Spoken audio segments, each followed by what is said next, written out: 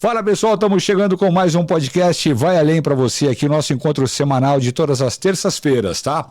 Um bate-papo muito especial hoje com o nosso querido amigo Dr. Rafael Pelosi. Vai contar pra gente sobre alimentação e vai contar também sobre duas mudanças muito grandes que ele teve na vida dele. Por volta do ano de 2000, ele teve um acidente muito grave, onde ele ficou de coma, que realmente ele teve uma superação muito grande ali, e uma outra superação que ele vai explicar pra gente e vai ajudar com certeza você, que é sobre a alimentação. Dr. Rafael, ele tinha pressão alta, tinha começo de ansiedade, tinha colesterol alto, ele tinha alguns problemas que foram todos eliminados, não com remédios, e sim com uma troca de dieta, com alimentação. E eu tive com ele essa semana almoçando, o homem come muito, tá? Não é? Mas vamos lá, vou deixar para que ele conte. Doutor Rafael, muito bom ter você com a gente aqui no nosso podcast Vai Além, para você trazer um pouco da sua sabedoria, da sua cultura, do seu trabalho também e também da sua experiência de vida. Bacana ter você com a gente, viu? Muito obrigado, Júlio. Obrigado pelo convite. Eu fico muito feliz em ter essa oportunidade de mostrar às pessoas que muitas vezes as doenças que a gente tem, que a gente vem carregando, que as nossas crianças estão carregando, na verdade, nada tem a ver com genética e sim com os hábitos do dia a dia, com a alimentação que essa criança e que esses adultos vêm tendo. E aí estão pagando o preço com doenças. Né? Eu já estava conversando com o doutor Rafael, falando que eu tenho colesterol alto e que eu tomo um medicamento para isso, né? Que eu falei que era genético. Ele falou, não, isso não é genético. Isso é da sua alimentação. E ele me provou isso daí, tá? Então vai ser bacana o bate-papo, tem muita história legal. E tem dietas que são educativas, que vão mudar completamente o seu comportamento alimentar e vai fazer bem para a sua saúde. Mas antes de iniciar esse bate-papo com o Dr. Rafael, eu quero falar para você da farmácia de manipulação Pradel, que está aqui, ó. A Pradel está no mercado desde 1977. Você, meu amigo que faz uso, minha amiga, de produtos manipulados de qualquer lugar do Brasil e do mundo, você pode entrar em contato com a Pradel pelo telefone 11 98863 7547. 11 98863 7547. Como é que funciona isso? Juliano, estou em São Paulo, eu estou no interior do Brasil, e eu faço uso de manipulado e eu ouço você falar e vejo você falar da Pradel. Você tira uma foto da sua receita, você envia via WhatsApp para esse número que eu tenho colocado para vocês aqui, ó, que é o 11 98863 7547. Eles vão fazer para você um orçamento dessa receita. Você aprovando esse orçamento, eles vão mandar esses produtos para sua casa. Se for aqui em São Paulo, vai via motoboy e chega rapidinho para você. Melhor custo, melhor atendimento e melhor preço. A Pradel está no mercado desde 1977. Ninguém fica no mercado há tanto tempo se não tiver credibilidade. Eu recomendo a Pradel porque eu uso os produtos manipulados da Pradel, lá do meu amigo Pedro. Faça o seu orçamento com a Pradel pelo 11 98863 7547. Doutor Rafael Pelosi está com a gente aqui. Eu já quero saber desse acidente que aconteceu com você no ano de 2000. Como é que foi isso aí, doutor Rafael? Júlio, eu fazia odontologia ainda, estava começando a fazer a faculdade, estava no primeiro semestre, estava indo para o segundo semestre. Eu estudava em Bragança Paulista. Morava em São Paulo e estudava em Bragança. A Fernão Dias ali? Na Fernão Dias. Mas na época em que ela não estava toda duplicada ainda, naquela época. E eu estava indo para a faculdade, devia ser umas 18h30, por aí, um pouco antes, alguns quilômetros antes de chegar em Bragança, eu entrei embaixo de uma carreta. Poxa vida. Eu estava rápido, eu não lembro do acidente, mas eu lembro que eu acordei no hospital todo detonado depois de um tempo, né? Então eu me machuquei bastante, eu fraturei a coluna, eu fraturei processo odontoide, seria C2, fraturei C3, trinquei C4, C5, escapou de ficar paraplégico. Exatamente. Eu lembro que o médico... Quando eu estava um pouco melhor, depois de uns dias, o médico disse o seguinte: nossa, você é mais forte que o Superman. Que Christopher Reeves, ele quebrou mais ou menos a mesma região. Ele caiu do cavalo. Ele ficou tetraplégico. E só que na época eu tava dopado ainda, eu não entendi direito essa piada do médico. Mas eu quebrei essas vértebras, trinquei algumas, fraturei clavícula, estourei tendão na mão, fiquei em coma induzido, porque minha pressão começou a cair, eu ia evoluir ia morrer. Então foi um negócio complicado. Eu quase que voltei do acidente e não tinha mais pai e mãe, eles falam. Você viu a mão de Deus ali na sua vida? Eu vi. Ali eu fui... Eu me emociono ainda, faz tantos anos. Foi 2000, 2001. Eu me emociono até hoje, Você lembra mesmo não lembrando do acidente. Quantos dias você ficou hospitalizado ali, não? Fiquei mais de 30 dias no hospital. E na UTI, em coma?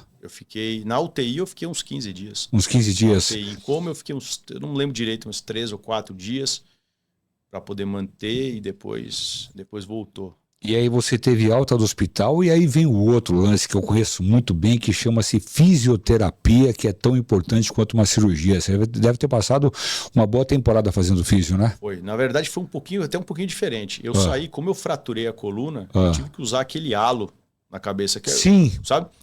O pessoal usa na perna, principalmente fratura de fêmur, que muito motoqueiro utiliza quando fratura o fêmur. Eu usei aquilo na cabeça. Entre os pinos ali. Exato, eram 4 parafusos na caixa craniana, desciam a barra. Para não ter movimento? Para não ter movimento. E era um colete de gesso travado em mim, que eu fiquei 1 ano com esse colete. Eu fiquei 1 ano dormindo sentado. Mas com essas hastes na cabeça também? Hastes. Eu dormia assim, ó. Você tá brincando? Para virar era inteiro, assim, ó, porque... Era tudo travado. O ser humano ele tem uma incrível facilidade de adaptação. Mas para você acostumar os primeiros 2 meses que isso aí deve ter sido bem complicado, né? Foi bem difícil. Eu só tenho a agradecer a Deus, claro, que me salvou, e meus pais, em especial minha mãe. Porque minha mãe, ela foi uma enfermeira anjo, assim. Porque ela limpava, tinha que limpar os machucados todos os dias. Onde foi para não podia cicatrizar, onde fez a inserção do não pode cicatrizar? Não pode cicatrizar, então tinha que limpar todo dia, desinfectar, tinha que lavar, me dar banho. E eu tava lá, né? E eu ainda tava com resquício do acidente, sabe? Eu ainda tinha, minha cabeça bateu muito. Quando o médico olhou o exame na minha cabeça, ele falou o seguinte, ele falou, nossa, isso aí não é dele não, isso aí é de um paciente em estado vegetativo. Aí minha mãe falou assim, o quê? Não, doutor, não, porque ele estava mexendo aí agora há pouco. Não pode...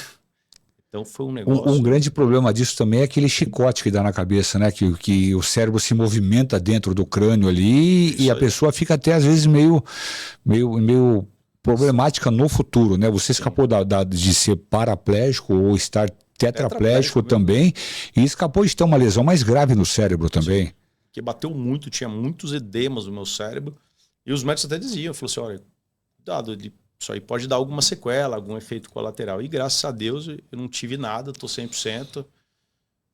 Pelo menos é o que eu acho. Né? O que eu falei pro Dr. Rafael Pelosi agora é que se ele viu a mão de Deus, porque eu sou cristão, as pessoas que me acompanham sabem disso, eu vou numa igreja aqui em São Paulo, e eu tive a oportunidade de conhecer o Dr. Rafael, não sabia da história dele, não sabia do lance do plano alimentar dele também, e a gente acabou se conhecendo na igreja, e ontem, essa semana passada, melhor dizendo, nós tivemos num evento, num almoço aí que teve de network, de empresários, e aí eu conheci um pouco mais sobre ele, falei, caramba, mas pelo que eu vi da sua família ali, o seu filho novinho, você não era casado na época, você era solteiro, né? Eu era solteiro, eu tava fazendo faculdade de odontologia ainda, era moleque, né? Ainda tava, eu corria com o carro, né? Então, foi quando eu sofri o acidente. E graças a Deus foi uma época que eu era moleque, porque quanto mais a gente envelhece, mais difícil fica a recuperação. A nossa integração, a recuperação desse tipo de fratura, né? Bom, ali você nasceu de novo. Nasci de novo.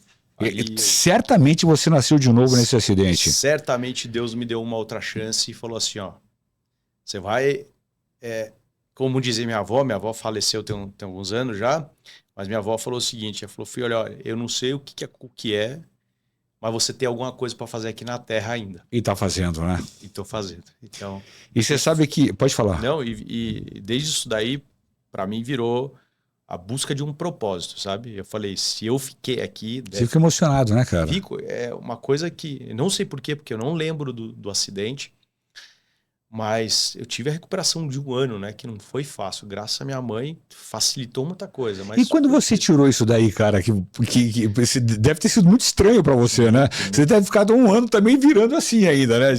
Até hoje eu faço fisioterapia, porque até hoje eu ainda viro estranho, eu não viro igual, né? Entendi. Não igual mais. E meu pescoço, na época, uma coisa que foi muita sorte, é que eu treinava muito jiu-jitsu para campeonato. Então você tinha a musculatura do pescoço bem forte. Era forte. Isso é muito importante. Se não fosse um médico, ele falou, a sua vértebra fraturou em 2 pontos e deslocou. Se seu pescoço não fosse forte, o músculo não tivesse segurado, teria deslocado mais essas vértebras, você provavelmente estaria... Ele falou assim, tinha 2 caminhos, ou você morrer por insuficiência respiratória, ou morrer ou teria ficado tetraplégico. Tetraplégico. Deus, graças a Deus, encontrou um caminho do meio aí.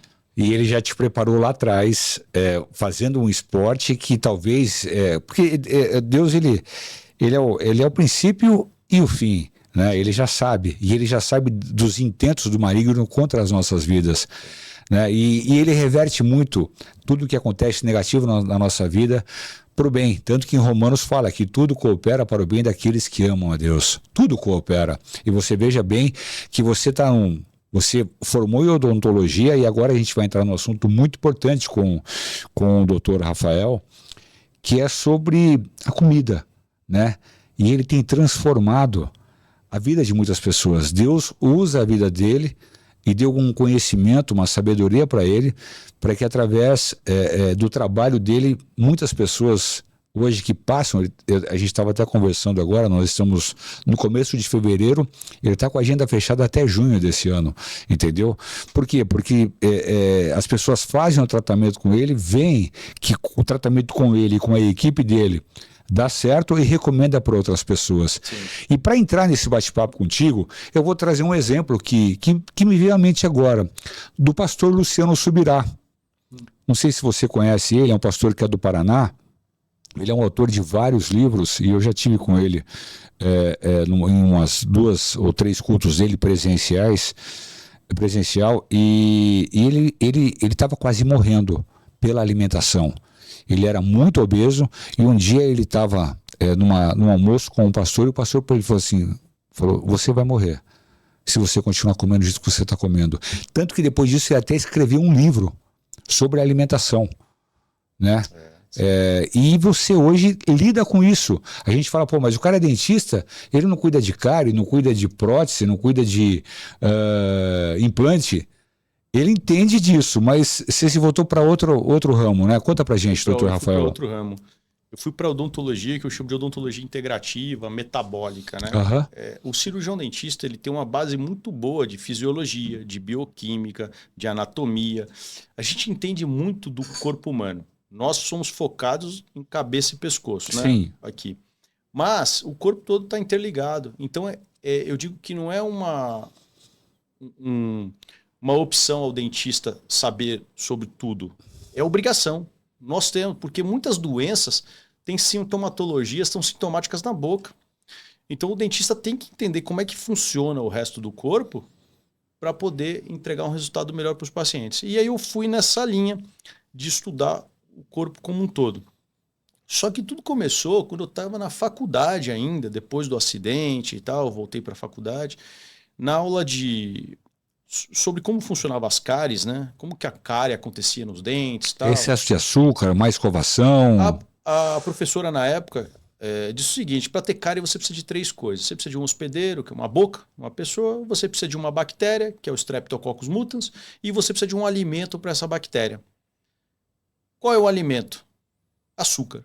Aí eu descobri que na verdade não é só açúcar, é carboidrato que vira açúcar. A gente já coloca a analogia quando você faz a cárie no dente, bala, chiclete com açúcar, essas coisas. Bala. Sim.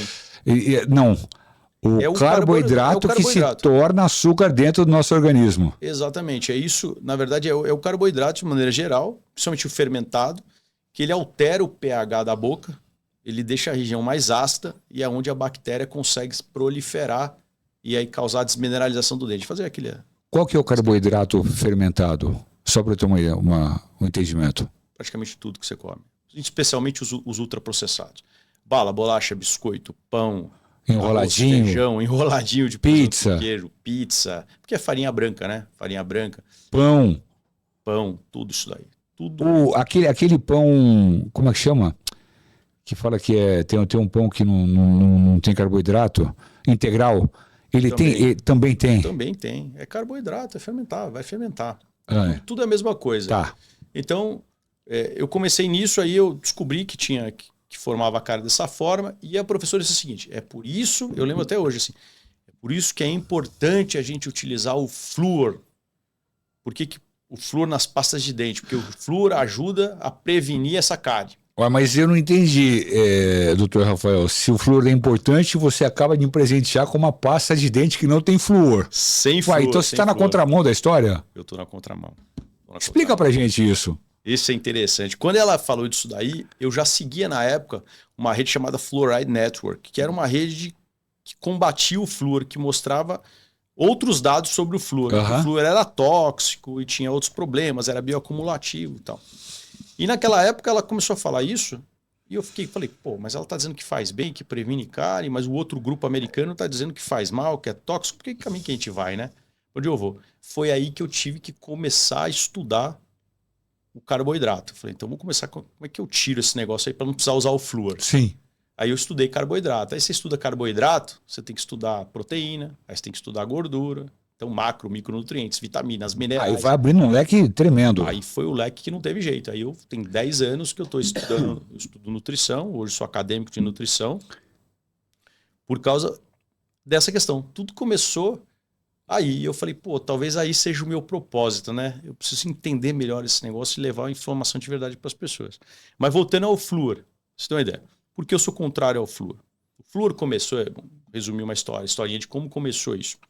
Lá na década de 30, 1930, 40, as indústrias de alumínio e fertilizante tinham um resíduo industrial chamado ácido fluocilícico e o fluoreto de sódio. Isso é um resíduo industrial. Tá? Você fazia a produção de fertilizante... É tipo a salsicha? É pior que a salsicha. É o restoio do restoio? É o resto do resto. É tóxico. Ele é classificado pela agência de toxicologia. Tipo aquele steak de frango que... Mas é o steak de frango que quase não tem frango, né? Que tem tudo menos frango. Ele era... essa parte do flúor, esse ácido fluocilícico, era um resíduo tóxico da produção de fertilizantes. Então essas indústrias estavam começando a tomar milhões de dólares em 1930, 1940... dos processos que os ambientalistas estavam movendo. Porque se você colocasse na terra isso, você poluía por 50 anos. Se você jogasse no ar, matava tudo que estava à volta, soltasse como gás. Aí eles descobriram, e milagrosamente eles falaram assim, olha, um professor um dia chegou e falou assim, caramba, esse flúor aí ajuda a reduzir cárie. Como é que ele fez isso? Isso explodiu lá nos Estados Unidos. Lá nos Estados Unidos, na década Tanto de 40. que a pasta de gente também explodiu lá nos Estados Unidos, se não me engano. Sim. Foi tudo começou lá, né? Toda essa história lá. Então um pesquisador chegou lá em Grand Rapids, no Michigan, olhou a cidade e disse o seguinte, nossa, essa cidade tem menos incidência de cáries. Tá. Milagrosamente, ele olhou o flúor. Ele falou assim, é porque essa cidade tem mais flúor na água. Foi esse estudo que balizou toda a utilização de flúor até os dias de hoje. Foi isso que começou tudo.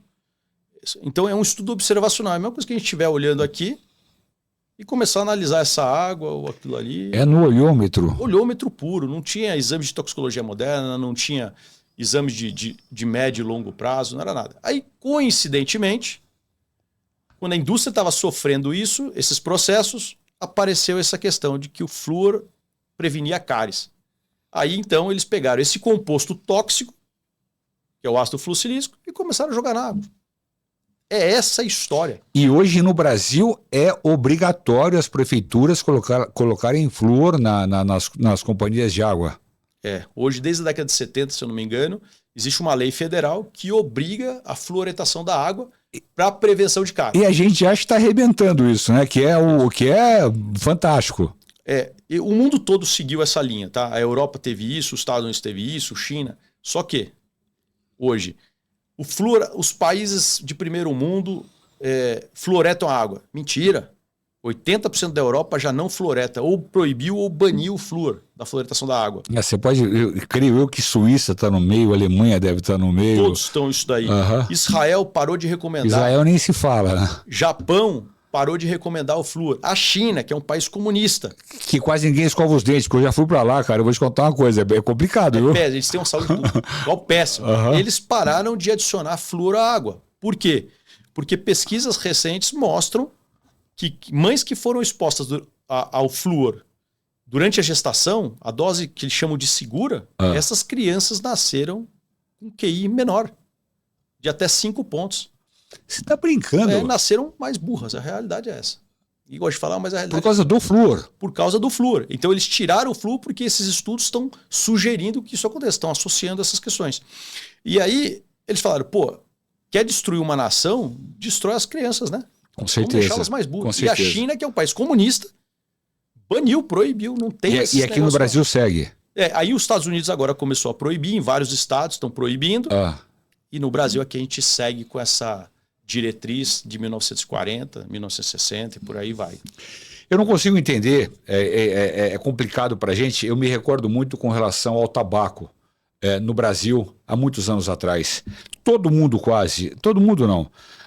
Boa parte da população fumava. Eu fui fumante também no passado e a gente tinha aquelas propagandas do Marlboro, Welcome to Marlboro, sabe? A gente olhava aquilo, cara do cavalo. Aquelas do Hollywood, né? Com o Lionel Rich cantando e tudo mais.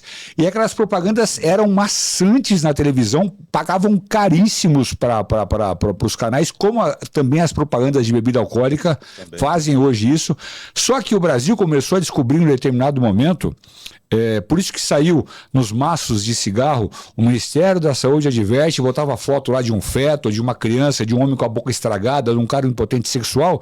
O Brasil chegou, depois de muita insistência e de muita burrice, a um determinado momento que eles entenderam que ficava muito mais barato você combater o fumo do que recolher impostos do fumo. Porque antigamente a indústria de tabaco pagava muito imposto para os governos. Começou a dar prejuízo. Começou a dar prejuízo porque o SUS, cara, tinha que tratar esses caras que a indústria de tabaco destruía. E agora eu não entendo esse do flúor. Porque deve ter alguma coisa no meio disso daí. Para tudo aqui no Brasil, quando você fala de algo que é imposto pelo governo, a gente sabe que alguém está ganhando. Infelizmente, essa é a realidade, né? Então, se você vê que as crianças elas nascem com o QI mais baixo, e além do QI mais baixo, tem outros problemas também do flúor. Tem outros problemas. O flúor está ligado à destruição, a danos à tireoide. Por quê? Porque o flúor, a nossa tireoide, o T4, por exemplo, o T4, T3, ele tem 4 conexões com iodo. Que é aqueles exames que a gente faz de sangue normal. Exatamente. O T4 livre, T4... T4 livre, exato. Que é uma tirosina ligada a 4 conexões com iodo. Ligações com iodo. Na tabela periódica, os halogênios 7A, o flúor também faz parte dessa mesma linha do iodo. Isso significa, que é o mesmo do cloro também. Isso significa o quê? Que eles têm a mesma chave fechadura. Então, na tirosina, se ela estiver lá, se chegar ao flúor, ela vai se conectar onde deveria ter se conectado o iodo. E aí você não tem uma tireoide funcionando direito. Entendeu? E deixa eu te perguntar uma coisa que é importante a gente colocar aqui para os nossos amigos que estão acompanhando, nossas amigas. Isso não é um fato que você está falando. Não, isso é baseado em estudos, cara. Você tá, porque é muita responsabilidade para a gente colocar uma informação como essa. Sim. Não vem do Dr. Rafael Pelosi isso. Não é da minha cabeça. São estudos que comprovam isso. Comprovam, estudos atualizados de alto impacto, feitos por grandes nomes. E que estão aí, mas poucos querem enxergar. E você, ele não trouxe para propaganda não, ele me trouxe para um presente. Eu nem sabia que existia pasta de dente que não tem flúor. Tem essa aqui que eu acabei de ganhar agora, é Boni Natural. Boni Natural. Ao contrário, aqui, aí ó, isso mesmo. De menta e melaleuca, é um antisséptico. E é boa essa pasta aqui. É excelente, é feito com ingredientes naturais e não tem flúor. Porque como é que você faz para prevenção à cárie verdadeira? Você não precisa de pasta com flúor, você precisa de uma boa escovação, uma pasta sem flúor, você precisa reduzir a ingestão de carboidratos, que é o causador da cárie, é o alimento da bactéria, e você precisa visitar seu dentista de 6 em 6 meses. Vamos encerrar esse lance do flúor agora, doutor Rafael, e vamos entrar na parte do carboidrato, da alimentação, que também é extremamente importante, aliás, é o seu foco ali dentro do seu trabalho, né? E eu estava pesando mais de 90 quilos, eu tomava 3 remédios de pressão, eu tomava um remédio para diabetes, era pré-diabético, né? E de vez em quando eu tinha picos já sendo diabético, e tomava um remédio para ansiedade. A diabetes é genética? É isso que os médicos diziam. Fui nos endócrinos, nos cardiologistas e todos foram categóricos. Isso é genético, é porque sua família tem e não adianta você fazer nada que isso não vai mudar. Você vai ter que tomar remédio para o resto da vida. E eu lembro de ter questionado, eu já estudava há quase 8 anos na época, né? Sobre a alimentação, sobre o entendimento, os carboidratos. Eu falei, doutor, mas se eu melhorar minha alimentação, não é possível eu conseguir retirar isso, ou pelo menos melhorar? Não adianta, não faz diferença. Aí depois eu fui entender por que o médico falou isso. Porque na faculdade de medicina, eles não têm uma aula de nutrição. Eles entendem dar remédio, mas não entendem nada sobre nutrição. Então, falei, tá bom, doutor. Então, o remédio, muitas vezes, ele é paliativo, né? Ele não é para você terminar. Sintoma, então, ele trata Então, é paliativo. Você tá fazendo algo ali que não vai solucionar o problema, vai apenas amenizar o problema. Exatamente. Não tinha isso. Então, eu falei para eles, não adianta, você vai ter que tomar o remédio. E eu falei o seguinte, bom, eu vou fazer por conta própria, já estou estudando. Eu vou retirar, não estou dizendo para ninguém retirar a medicação, tá? Vá lá, acompanhe seu médico, de preferência vá num médico integrativo, que é os que eu vou hoje, que tem uma visão mais aberta, mais atualizada da medicina, e aí você pede para ele ir reduzindo isso. Mas eu cortei minha alimentação, cortei os carboidratos. Não é fácil, doutor Rafael. Pelo menos eu, que sou viciado em farinha branca, cara, adoro enroladinho, adoro pizza, pão. No começo é um pouquinho complicado, mas depois é ruim de você voltar a comer, né? Exato, é isso aí. Eu falo que como eu já vi na igreja, então, inclusive, acho que o próprio pastor Isaías falou uma vez sobre a questão de arrebentação, né? Que você na vida, você tem que... É muito difícil você mudar alguns hábitos, né? Você passa por essa arrebentação. E essa arrebentação, como no mar, sabe a onda do mar? Eu pegava onda, você tem que passar a arrebentação para pegar a marola lá no fundo. Exatamente. E é custosa, é custosa. Vai e volta. Mas quando você passa, o mar é calmo, né? É mais tranquilo. Sim, você fica flat ali. Exato, você colhe os benefícios. Então, no começo é mais difícil, porque você tem sintomas de abstinência. Olha que coisa louca. O carboidrato vicia praticamente tanto quanto a cocaína. Me fala do açúcar, é açúcar, né? O açúcar. Ele vicia realmente. O açúcar vicia tanto quanto a cocaína e a nicotina. Ele usa a mesma via de liberação de dopamina do cérebro que essas duas outras substâncias, que são consideradas perigosas. Por isso que a mulher na TPM, ela sente necessidade de comer chocolate por causa do açúcar? Sim, é por causa do açúcar. Aí ela tem um pouquinho diferente. Ela tem um desequilíbrio hormonal grande, e que faz com que ela comece a buscar prazeres momentâneos, relaxar, e aí ela vai no açúcar. Ela foi condicionada no açúcar. Só que pessoas que têm alimentação carnívora, mulheres que têm alimentação carnívora, normalmente têm muito menos sintomas da TPM, vamos colocar dessa forma. Da TPM e depois da menopausa. Da menopausa. Tá bom. O doutor Rafael, e aí você começou a fazer essa dieta aí de tirar o carboidrato, e como é que ficou a sua diabetes, o seu princípio de ansiedade, a sua pressão alta, como é que... E aí? Estabilizou tudo. Minha pressão tem relatos, eu tenho posts no meu Instagram mostrando lá, minha pressão era 16/11, 16/11, alta. 15/11, e eu tomando 3 remédios e ela oscilava muito, não voltava. Era uma dor de cabeça danada. Eu imaginei que fosse morrer, porque o médico cada vez me dava um remédio novo e tal. Em poucas semanas, eu resolvi essa questão. Minha pressão voltou ao normal. A minha glicemia, que era 119, às vezes dava 129, baixou. Hoje minha glicemia é 80, 75, glicemia em jejum. Minha ansiedade sumiu. Eu não tenho mais ansiedade. Espera aí, a ansiedade para mim, juntamente com a depressão, que a ansiedade causa a depressão, é o mal do século. Sim, é porque as pessoas não estão doentes, elas estão mal nutridas. Então elas estão desnutridas. É um tal do fast food, seria a gente colocar isso, aquela comida rápida que que os Estados Unidos sofreu tanto com isso, com a obesidade. A gente, há muitos anos atrás, os Estados Unidos era o país mais obeso do mundo, por causa dos fast food. Sim. Isso aconteceu muito com os Estados Unidos e todos os países que resolveram dar espaço para mais fast foods na alimentação. Tanto os Estados Unidos pagou um preço tão alto com isso, que hoje mais de 70% dos americanos não está apto para servir ao exército lá. Sim. É por isso que o Donald Trump, o atual presidente, com o secretário, o Robert Kennedy, eles mudaram a pirâmide alimentar e estão sendo claros nesse novo caminho da alimentação do americano. Né? Que é o quê? Menos ultraprocessados, mais comida de verdade. Mais carnes com gordura, mais ovos, né? Mas por exemplo, eu não gosto de picanha com gordura. Eu gosto de gordura com picanha. Essa é a realidade. Se você colocar uma picanha para mim, 3/4 dela for gordura, eu adoro. Mas eu não como por quê? Porque, primeiro, eu tenho colesterol alto. Aí perguntaram para mim, um médico muito bom aqui de São Paulo, muito conhecido, não vou citar o nome dele, que é bem conhecido. Ele falou: Júlio, mas é curioso porque você pratica muito esporte. Então deve ser da sua mãe, da sua família. Eu liguei para minha mãe. Falei: mas como que seu colesterol é? O meu era 170, 180. Falou: filho, o meu é 350. Aí falei para ele: falou, é da sua mãe. É genético isso daí. E aí eu parei de comer a gordura da picanha que eu tanto amo por causa do colesterol.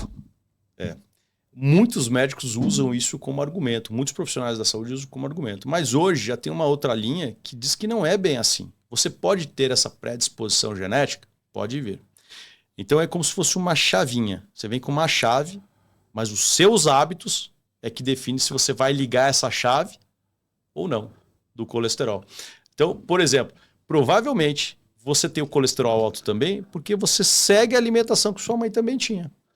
Normalmente, em muitos casos, é isso, uma alimentação semelhante. Que é o que a gente vê dentro de casa. A gente cresce vendo os pais comendo. E é o que os pais... E muitas vezes, talvez o que eles não tiveram na infância deles, que era aquela bolacha à vontade, aquela Coca-Cola à vontade, que nós temos hoje em dia, e o que a gente passa também para os nossos filhos. Passa, é uma questão de ensinamento. Você está acostumado àquilo, você aprendeu aquilo, você vai passar para frente. Agora, me corrija se eu estiver errado, que tem um lance também dessa gordura da picanha, se ela for acompanhada com carboidrato, aí ela é perigosa. Sim. Ou não tem isso? Na verdade é o seguinte, não existe estudo no mundo. Pode ir perguntando aqui para todos os cardiologistas. Qual é o estudo que prova causalidade, que é causa que gordura, carne com gordura causa problema de infarto, dá problema no coração? Não entope a veia a carne com gordura? Não existe isso. Não existe estudo no mundo de causalidade que prove isso. Então, eles estão seguindo uma lógica ultrapassada, que não tem embasamento. Alguém foi lá no passado, contou isso, a indústria começou a vender, a indústria das estatinas começou a vender isso. E que vendem muito bilhões por ano com essa história de estatina. Agora, olha que coisa louca, para poder baixar o colesterol. Né? Porque senão, pensa comigo, o que eles vendem? Colesterol alto é problema do coração. Certo. Então vamos baixar esse colesterol. Só que esse colesterol é a matéria-prima para os seus hormônios. Para a sua testosterona, para a progesterona, para o estrogênio, no caso da mulher. Esses remédios que terminam com tina, que eu não vou citar o nome deles Sim. aqui, eles baixam o colesterol, eles baixam a testosterona do homem? Baixam a testosterona do homem. Atua diretamente. E podem trazer também mal de Parkinson, Alzheimer, essas coisas? Estão ligadas... Todo mundo fala isso. Sim. Eu já vi muita gente falar sobre isso. Tem muitos médicos falando isso, muitos médicos da Integrativa. Eu fico muito feliz porque... E aí, doutor, a indústria farmacêutica aqui... Cara, eu assisti esses dias atrás um seriado sobre uma fábrica que foi multada em mais de 11 bilhões de dólares nos Estados Unidos principalmente que eles atuavam na Califórnia com um medicamento que era a base de morfina para as pessoas que estavam em fase terminal de câncer, onde as pessoas na Califórnia hoje morrem 300 por dia que estão cheirando esse comprimido. Elas amassam esse comprimido e cheiram esse comprimido. Entendeu? Que me fugiu o nome desse comprimido. Fentanil. É isso aí, fentanil. Isso aí. Eles têm uma epidemia de fentanil então, nos Estados Unidos. Morre 300 pessoas por dia na Califórnia, de 200 a 300 pessoas por dia na Califórnia. E a indústria farmacêutica, ela é que nem um vírus, ela é mutante. Sai um remédio aqui, já sai outro.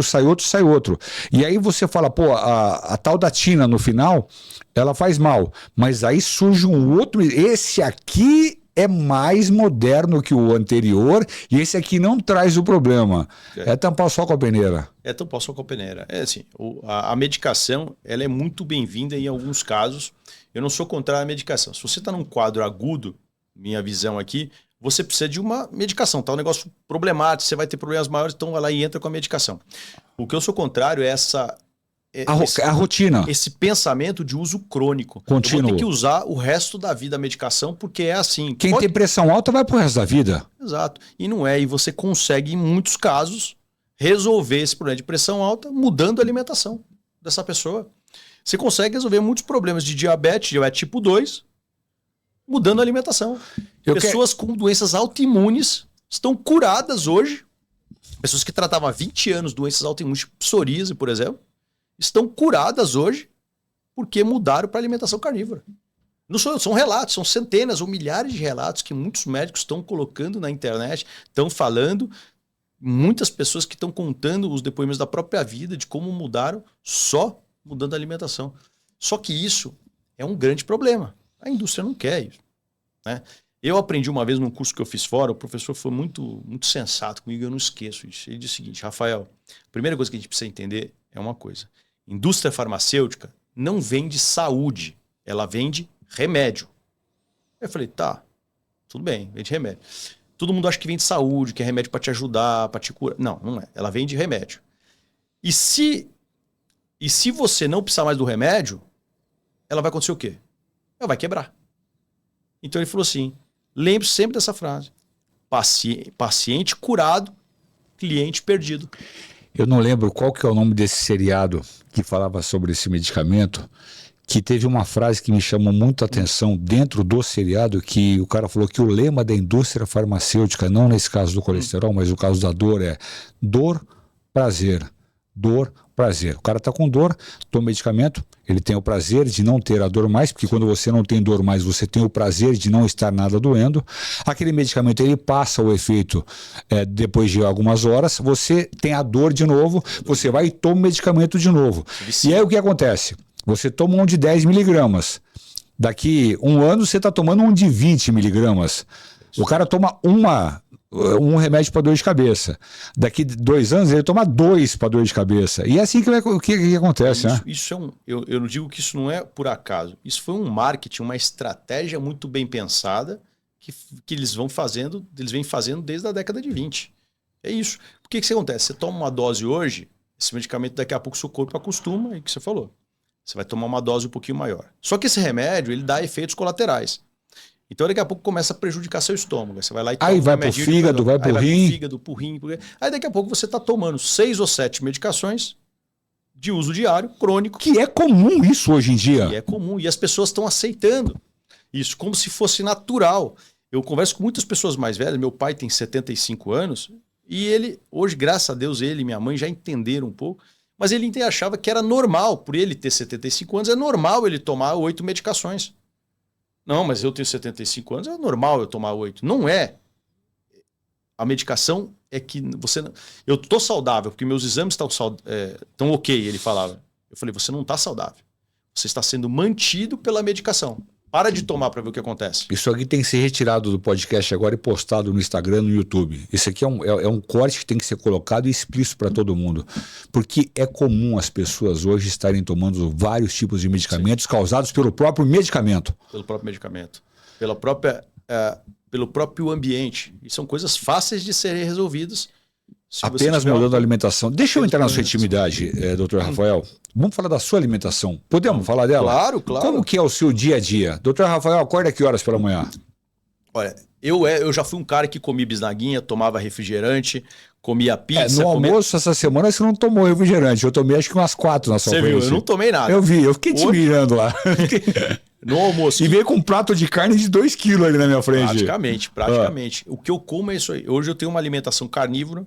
Você acorda pela manhã, e aí? O que acontece? Quando você começa a ter uma alimentação carnívora, ou você vai para a linha carnívora ou para a cetogênica, você se alimenta muito mais de carnes com gordura. E isso te dá uma saciedade verdadeira. E aí a gente vai para o jejum intermitente, não? Não é que você não vai, você não tem fome. Então, muitas vezes, eu fico com 2 refeições por dia, às vezes uma refeição. Cara, eu como às 8 da manhã, como às 10 da manhã, eu almoço, eu como às 2 da tarde. Quase de 3 em 3 horas. E como com uma boca boa ainda, que você não tem ideia, cara. Porque come carboidrato. O carboidrato faz esse ciclo de altos e baixos. Ele tira, você come, daqui a pouco ele te dá fome de novo e você vai, né? Vamos na tua, você acorda? Eu acordo normalmente, eu sempre acordo às 5 da manhã e estudo das 5 às 8. Então, vou lá e estudo. Lá pelas 8 horas. Você não come nada? Eu não como nada. Mas manda uma água goela abaixo. Só água. Eu pego água, eu tenho água de um filtro especial que não tem flúor, não tem cloro. Não é aquele filtro antigo, não, né? Aqueles de barro, de jaboticabal. Não, Você lembra aquele filtro de Santa Maria? Eu gostava demais daquela água. É legal esse daí, mas eu uso um filtro um pouco mais especializado, que é um filtro de osmose reversa, com remineralização. Eu falo que é a mesma água que eu teria no meu sítio lá, a água da mina boa mesmo, que tira todos os negócios. Vou lá, faço uma garrafinha de 1 litro de água, com um pouquinho de sal integral, e tomo essas horas. Das 5 às 8. Das 5 às 8, das 5 às 9, eu vou tomando isso daí.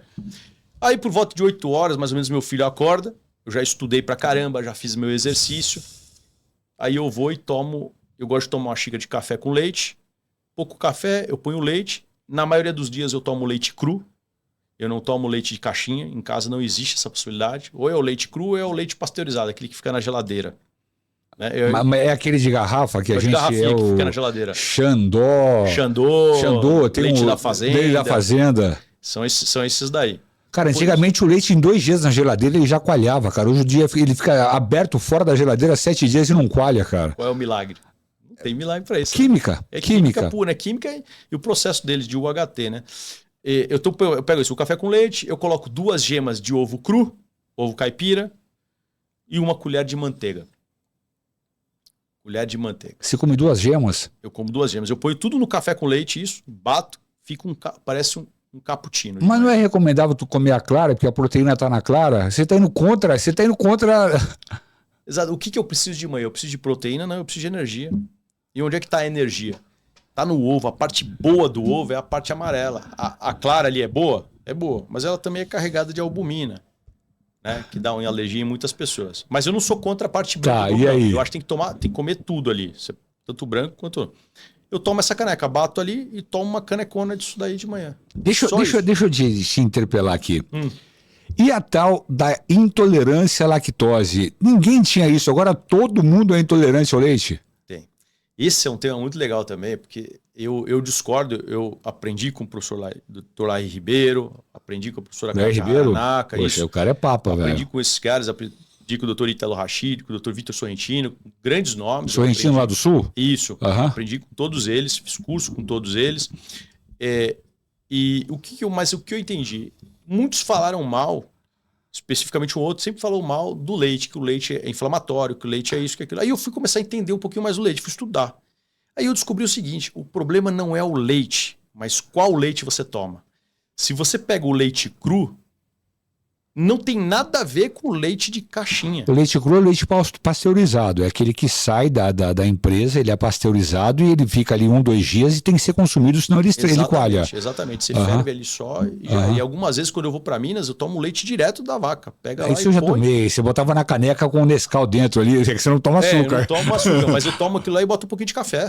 Meu filho toma isso. Meu filho tem 6 anos e toma isso. Não tem problema nesse negócio. Então... O problema é o leite. O que acontece? O que fizeram com o leite? Com o leite cru, ele é um leite que tem as bactérias em equilíbrio, as boas e as ruins, aquelas que não são tão boas. Ele tem as enzimas de acordo, tudo equilibrado no leite. É aqueles lactobacilos, não? Os lactobacilos, ele tem tudo ali dentro que precisa. Foi feito ali. Tá, realmente foi feito para o bezerro, não foi feito para a gente. Isso é uma questão. Mas ele está muito em equilíbrio. Então, só que quando você passa pelo processo de vida de caixinha, que é o UHT, o que é isso? É Ultra High Temperature. Ele botou aquele leite numa temperatura muito alta, num pouco tempo. E aí congela. E aí faz o quê? Não, essa temperatura, ele mata tudo que tem nesse leite. De bom e de ruim. O que é bom e o que é ruim. As patogênicas e as boas. Quebra a proteína, destrói as enzimas, arrebenta o leite. Então, aí você vai tomar esse leite de caixinha, você só tem a parte... porcaria, ainda misturam com água alguns leites de caixinha. Então, não tem nada a ver. Aí sim, aí você vai olhar as pesquisas que todos os que são contrários ao leite utilizam, todas as pesquisas foram feitas com leites de caixinha. Leites processados ou ultraprocessados. Não tem com leite cru. Então, eu ainda sou um defensor do leite cru.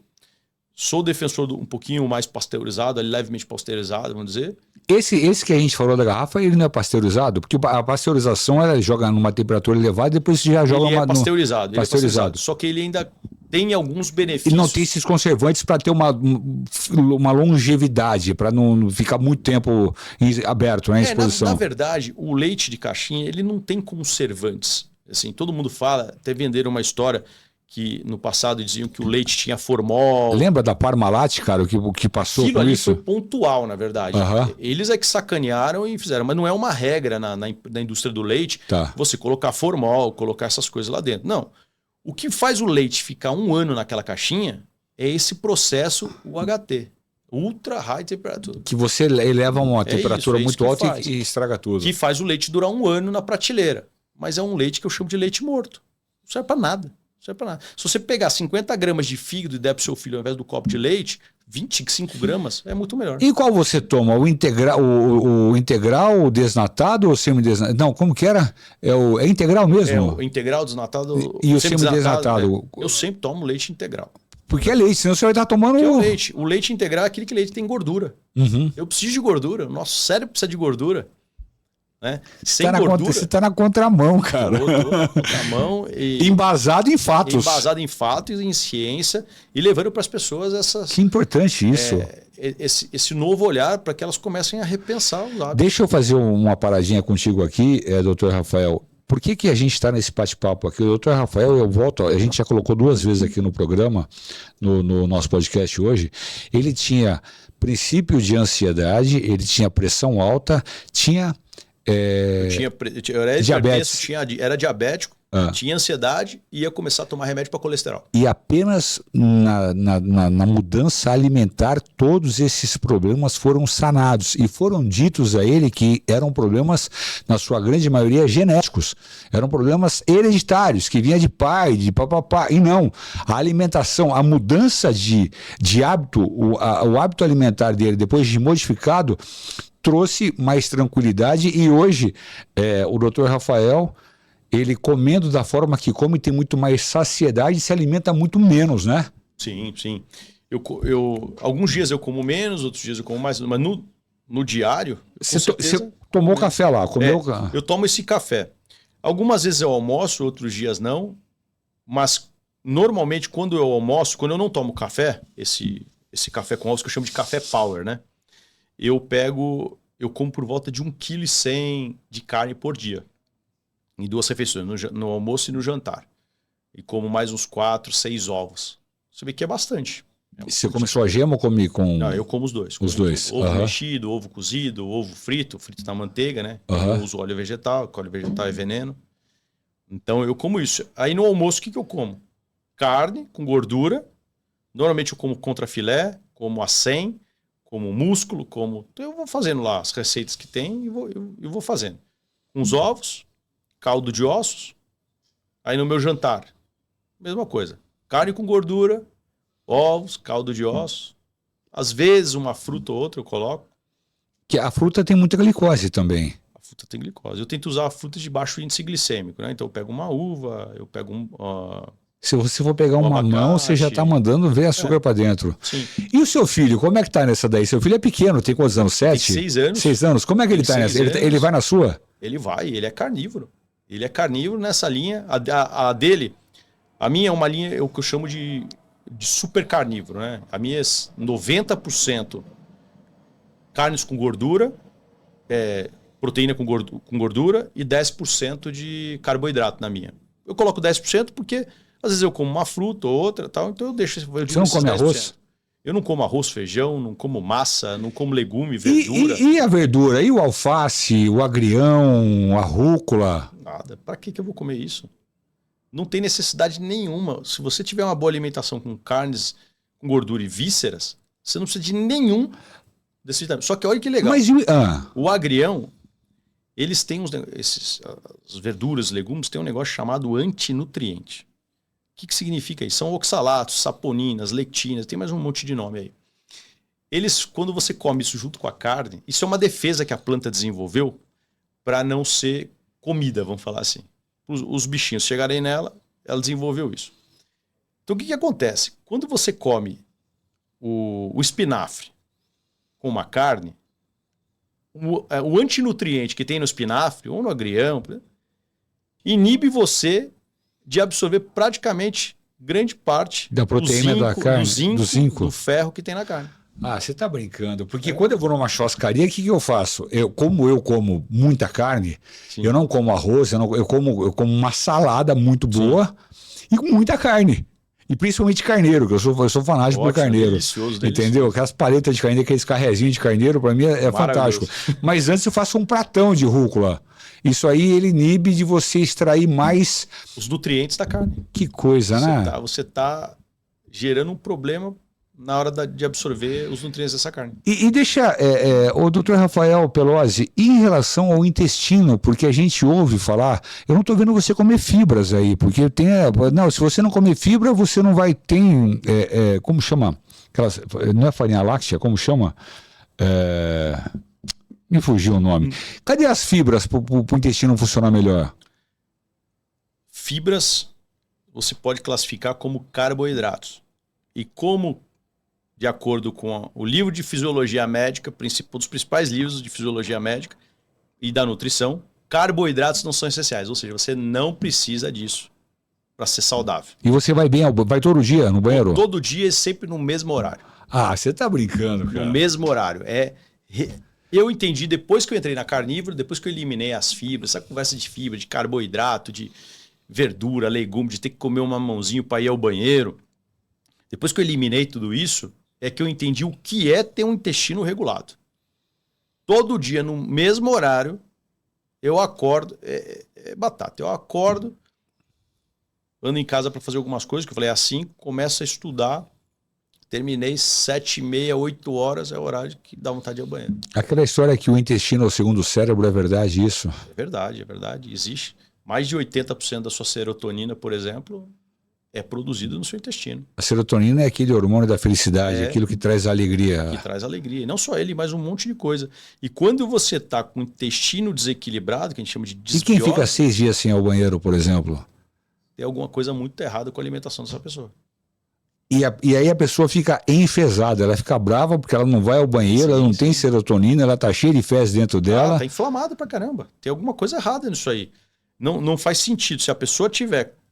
A não ser que ela não coma. Aí eu fiquei 6 dias em jejum. Tudo bem. Agora eu tô comendo normal 6 dias e não tá saindo. Tá lá no seu intestino isso aí. Mas sabe que eu tenho uma curiosidade. Tem pessoas que ficam 6 dias sem ir ao banheiro e quando vão, não defecam muito. E aquela comida toda que tá lá dentro, cara, aquela porcaria toda que ela ingeriu durante 6 dias. Tem alguma coisa errada. Depende, tem que analisar de cada paciente. Aí é muito mais da parte do gastro, né? Que vai poder entender exatamente isso. Depende de paciente para paciente. Mas se alguém está com um negócio desse, eu digo, vá num gastro integrativo, num médico integrativo para ver isso aí. Porque não é normal. Tem alguma coisa errada. E normalmente isso é causado por desbiose intestinal. Problema intestinal. Problema intestinal por quê? Inflamação. Está inflamado o intestino. Por que inflama? Por excesso de carboidrato. E aí você vai para onde? Vai para os probióticos na farmácia. Aí você vai tentar salvar com o probiótico da farmácia. Que é receitado pelo gastro. E que muitas vezes eu não sou contra, não. Eu sou favorável aos probióticos, à suplementação. Mas ela tem que ser colocada na hora certa. Não adianta você tentar dar isso para a pessoa sem ter resolvido a causa. Sabe? O problema inicial. Porque a gente volta ao fato de que nem o Lactopurga, o Almeida, o cara a pessoa toma aquilo para resolver uma causa, mas depois vai entupir de novo e ela depois vai entupir mais ainda. Exato. E ela daqui a pouco começa a ter os efeitos colaterais de estar tomando essa medicação. Porque essa medicação ela irrita o intestino para poder eliminar as fezes, né? O que acontece? Quando você come fibra, a fibra de maneira geral, um jeito bem resumido aqui, um jeito simples. A fibra, seu corpo não tem como digerir aquilo ali. Então começa a chegar no intestino, o organismo pensa assim, como é que eu vou digerir esse negócio? Não tenho o que fazer, isso aqui vai dar um problema. Então vamos mandar embora, vamos jogar fora. Aí ele aumenta a motilidade do intestino para poder jogar fora. Aí as outras coisas vão junto. Então, aí a pessoa tem cólica, tem os negócios todos tem lá, cólica, né? Então, é um péssimo negócio. É uma péssima ideia esse negócio de fibras, tá? Agora, eu entendo que quem come carboidrato tem que acabar comendo fibra.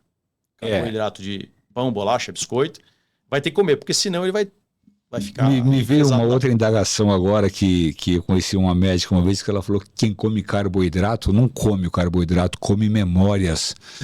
É verdade, mais ou menos isso mesmo, que a pessoa ela tem não é um problema afetivo, mas eu não me recordo qual foi a terminologia que essa médica usou, que você está tentando sanar algum problema na sua mente ali para tentar trazer um pouco de alegria para aquilo te despertar. É o lance do vício da cocaína. É o vício. Você pode estar passando por um problema e depende do contexto de cada pessoa. Mas às vezes você está passando por um problema, você quer um prazer rápido. Como é que é o prazer rápido? É o açúcar. Você come o açúcar, na hora ele libera a dopamina. Mas ele também libera a sua insulina. A dopamina é que a serotonina é um, a dopamina é outro. Qual é a ação dos dois A dopamina, a serotonina é esse da alegria. Da alegria. As duas são. A dopamina te dá uma energia, te dá um foco melhor, você fica mais agitado dessa maneira. Eu sinto muito isso quando eu estou fazendo esporte. Eu sinto essa alegria. Dá um prazer também. Me dá um prazer quando eu estou fazendo esporte. Te dá um prazer, um relaxamento. Você fica... É uma boa sensação. Só que ela é momentânea. O doutor Rafael, para essa mudança, para atravessar essa arrebentação que nós conversamos agora há pouco, para fazer essa mudança de alimentação, deve variar muito de pessoa para pessoa, mas tem mais ou menos um tempo para isso? Tem. O tempo, eu digo para as pessoas o seguinte, como é que é a melhor maneira de fazer? Você tem que fazer aquela melhor que você conseguir realmente fazer. Eu falo para os pacientes isso, né? Existe um tempo de adaptação, a transição. Imagina, você veio durante sua vida toda comendo carboidrato. Você está com desbiose, seu organismo está todo desequilibrado, a parte hormonal. E aí você chega e corta o carboidrato de uma vez... É uma paulada. Seu organismo vai sofrer. Então o que vai acontecer? Você provavelmente na madrugada seu cortisol vai subir, porque não tem a glicose que já estava acostumado. Você começa a ter dor de cabeça, aí você vai ter a abstinência de uma droga, praticamente. Então você vai ter irritabilidade, fadiga, cansaço, visão turva. Isso tudo é abstinência, são sintomas de uma coisa que seu corpo está pedindo e você não está dando. Não é que você está ficando fraco. Não é o organismo pedindo aquela droga de novo. E o famoso pão com 2 ovos pela manhã, isso não rola também? É carboidrato. Não, é bom. Você pega os 2 ovos, come e o pão você joga fora. Que coisa, porque né, o pão é carboidrato. A gente é educado a comer a comida de uma forma desde pequeno e você mudar um hábito alimentar não é fácil. Não. Por exemplo, eu falo por mim, eu não tenho vergonha de falar, eu como muito carboidrato. A gente está falando aqui agora, eu estou lembrando da pizza, me vem o gosto dela na mente, estou lembrando do enroladinho de presunto e queijo, me vem o gosto dele na boca. Só que isso tem um preço alto, né? Tem um preço alto. É satisfatório, ele satisfaz naquele momento, mas ele vai, a longo prazo, ele vai te arrebentando, né? Ele vai te arrebentando. Hoje, o que acontece? Quando você come muito carboidrato, muito açúcar, vai virar muita glicose no seu sangue. A glicose, ela é tóxica. Em excesso ali, ela é tóxica no seu sangue. Então, o que acontece? O seu corpo é sábio. Ele tem o pâncreas que libera a insulina, que é um hormônio para ir lá e tirar esse excesso de glicose da corrente sanguínea e guardar em forma de gordura, né? Ele vai virar gordura lá. Entendi. Então, o que acontece? Quando você começa a fazer isso sempre, com essa glicose, todos os dias, você está sempre liberando essa insulina. Essa insulina sempre alta vai inflamar seu corpo automaticamente. E a partir daí, dessa inflamação contínua, inflamação crônica, você começa a ter outros problemas. Aí você começa a ter pressão alta, você pode ter doença crônica, doença autoimune e por aí vai. Tem uma coisa que é legal de falar, que é a questão do sal. Você sempre ouviu falar que o sal é que dá pressão alta, né? Sim. Normal isso. Muitos estudos hoje estão mostrando que, na verdade, não é o sal o culpado pela hipertensão arterial. Não é. O culpado é o açúcar. É o carboidrato. Você fala, mas como assim? Como é que pode? Olha que interessante. Quando você come muito açúcar, ele vai virar glicose no seu sangue e você vai fazer seu pâncreas liberar insulina. Insulina sempre alta vai gerar uma inflamação no corpo. Essa inflamação vai gerar uma resistência insulínica e isso vai fazer com que o seu rim, que é o responsável por eliminar o sódio pela urina, retenha ele. Aí você vai retendo o sal, o que acontece com a sua pressão? Ela sobe. Aí você tem hipertensão. E me veio uma lembrança agora na mente da minha avó. A minha avó usava aquele açúcar cristalizado, era isso mesmo? Sim, é uma fase de processamento. E tem o refinado, as pessoas falam que o refinado é o que faz mais mal do que o cristalizado. Tem algum sentido isso, não? Tem um pouquinho na parte da química utilizada. Porque você tem o açúcar, o mascavo, aí você tem o cristal, você tem o refinado. Né? Quanto mais refinado ele tiver sido, que é o refinado mais fininho, mais processo de lavagem com soda cáustica e outros produtos químicos ele passou. Então ele acaba sendo o pior, realmente. É o pior de todos. Ali ele só tem uma bomba para poder gerar doença em você. Que esse é normalmente o que nós usamos nas nossas casas. É o que nós usamos nas nossas casas. A minha avó ela guardava num pote assim de alumínio, cara. Fala em alumínio, a gente está acabando o nosso podcast, mas eu quero uma pergunta também que é interessante, o teflon da panela. Porque antigamente, na roça, você falou que tem sítio, a minha família é do interior, café, essas coisas, se cozinhava na panela de ferro. E diz que aquele ferro da panela ajudava no arroz. Não sei se é verdade isso, mas diz que tinha um sentido isso. Essas panelas com teflon. As panelas. Esse é um dos... Está no meu curso, que eu vou lançar daqui umas semanas, da Casa Antitóxica. E as panelas são um problema nas famílias de hoje em dia. A panela com teflon hoje, eu sei que ela é ótima. Ela não gruda, limpa fácil. Só que aquilo ali é um produto altamente perigoso. Ele é potencialmente tóxico e ele pode bagunçar os hormônios das crianças desse teflon. O teflon é a base de flúor. O mesmo flúor, sabe o flúor que a gente estava falando? Sim. É a mesma coisa. Esse flúor é uma combinação, é um composto ali para isso.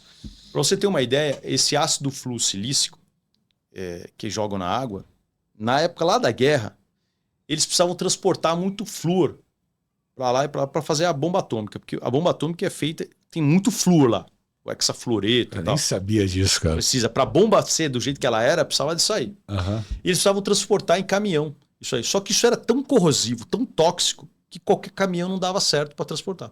Aí a Dupont, na época, inventou o teflon. Ela passa por dentro do caminhão, essa camada, e isso protegia da corrosão do flúor. Ela protegia o caminhão de não... de dentro, exato. É praticamente o mesmo produto, que eles falaram assim, vamos colocar na panela, que é bom também porque escorrega. Que coisa, você entende, cara? O grau de periculosidade, malefício, que tem, um malefício que pode causar isso. Então, você raspou um pouquinho, você está ingerindo isso aí. Ô, doutor Rafael, a gente está exposto, cara, a porcaria, a muita porcaria em termos de... Uma outra coisa... que eu tenho até um amigo que falou sobre isso, que foi o Baracate. Sim, o Baracate, ele falou sobre e eu estava pensando, porque eu tomo 4, 5 café de cápsula por dia, que é aquele alumínio que estoura do café. Aquilo é real mesmo? É real.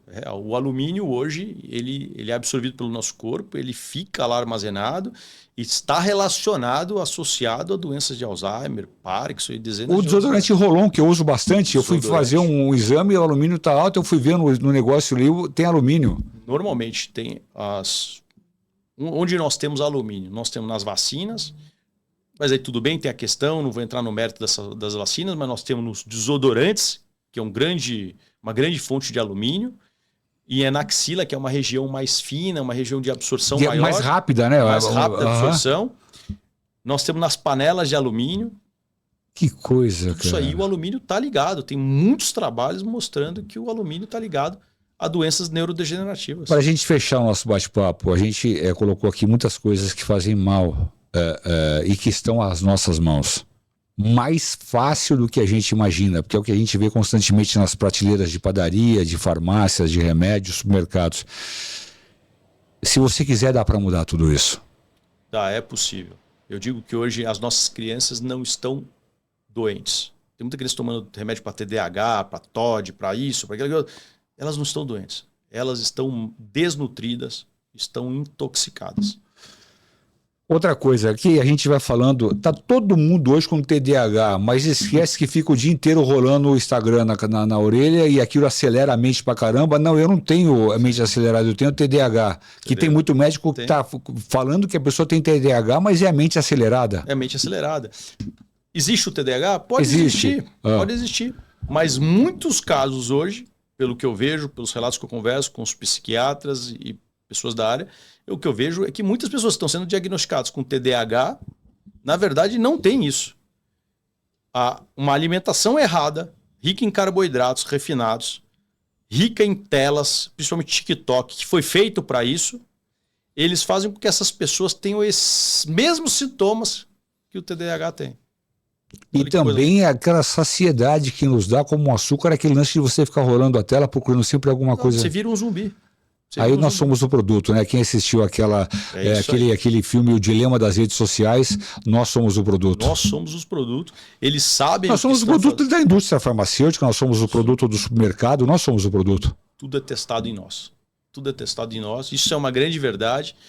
Mas o recado para os pais, para as mães aqui, é possível sair disso, mas precisa melhorar os hábitos do dia a dia. Precisa melhorar a água que a gente está tomando e está dando para os nossos filhos. Precisa melhorar o alimento, o tipo de alimentação que nós estamos dando para a nossa criança. Corta os doces. Doce não faz bem. Doce está prejudicando a saúde do seu filho. Eu sou chocolate, é um péssimo exemplo. Péssimo. Não é legal. Não é legal. Eu como de chocolate, não é legal também. Não é legal. Se você comesse um por mês, seu corpo dá um jeito, tá tudo bem. Um por mês, eu vou naquela padaria e vejo aquelas bombas de chocolate, cara. A minha sorte é que eu pratico muito esporte, cara. Mas mesmo assim, não adianta nada você entupir. Lá não é só açúcar, lá é óleo vegetal, conservante, estabilizante, que causam danos muito maiores, às vezes, é que até o açúcar no nosso corpo.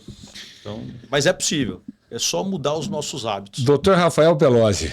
Cara, que bacana nosso bate-papo, viu? Quero te agradecer demais, foi um bom encontro e eu tenho certeza que eu vou mudar muito. A partir dessa nossa conversa, o meu hábito... Por exemplo, eu tô com fome agora, eu vou sair daqui, o que eu vou comer? Carne com gordura. Ovos. Pega isso e come, vai lá e come à vontade. Pega um pedaço de picanha e come sem medo. Eu comprei uma maquininha... Eu comprei uma maquininha da China que você cozinha 7 ovos uma vez ali. Pô, que legal. Isso aí vale a pena. Então eu chego em casa como uns 3, 4 ovos. Pode comer à vontade. Um salzinho integral, não tenha medo do sal. Sal é vida, sal é um eletrólito fundamental no nosso corpo. Muito bom. O problema está no açúcar. Tirou o açúcar, você volta a viver como você nunca imaginou. Você tem uma vida produtiva, pratica esporte, mas eu garanto que se você mudar para uma alimentação carnívora ou low carb, baixo carboidrato, você vai ver um potencial do seu corpo, que você vai desbloquear um potencial que você nunca imaginou ter. E isso não é só para mim, não é só para você, é para todas as pessoas, porque todos nós somos iguais. Nós aqui não fizemos um podcast como esse até agora, falando sobre saúde, sobre alimentação, que isso é ir além. Você mudar o seu hábito alimentar é você ir além. É ir além. É muito forte isso, não é qualquer pessoa que tem disposição para fazer isso. Sim. Sabe? Então, quando você conhece alguém que fez e que você vê o resultado, aquilo te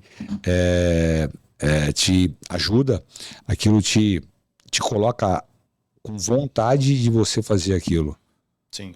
Parabéns, doutor. Obrigado pelo bate-papo. Muito obrigado pelo Muito convite. Legal.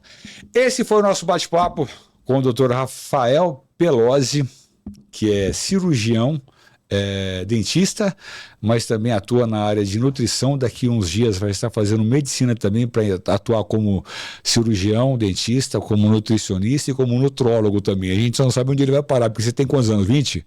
Não, já tenho 40 já. Mas tem muito chão, ainda mais com essa alimentação bastante, saudável ainda, se Deus quiser. Ainda mais que escapou de um acidente fantástico aí. Não, e Deus tem propósito. Para poder aprender ainda. O propósito é levar saúde de verdade para as famílias. Deixa um abraço para a galera aí, doutor. Muito obrigado pelo convite. Para todos os pais, mães, tios, tia, vovó, pensem. Antes de dar um doce, qualquer que seja, para o seu filho, para o seu neto, para o seu sobrinho, lembre-se que isso aí está fazendo um mal para ele. Que você vai ser uma pessoa que ele vai te chamar do mesmo jeito se você não der isso. Se você der uma fruta, por exemplo. Muito. Você pode fazer de novo isso aqui? Dá pra fazer? Não, pô, dá pra cortar? Dá pra cortar? Toca o pau, vai lá. Uma mensagem para todas as mães, para os pais, mães. Cuidem da alimentação dos seus filhos. O filho, eu sei que é a criança que vocês mais amam no mundo, como é o sentimento que eu tenho pelo meu filho. E essa alimentação é que vai traçar, vai definir a saúde dessa criança nos próximos anos. Cuidado, muito cuidado com essa alimentação. Valeu. Tá aí o doutor Rafael Pelozzi. A gente encerra mais um bate-papo, mais um podcast Vai Além. E na semana que vem nós temos mais um encontro marcado com mais uma história de superação para você aqui. Obrigado pelo carinho. Grande beijo, fiquem com Deus. Até lá. Tchau, tchau.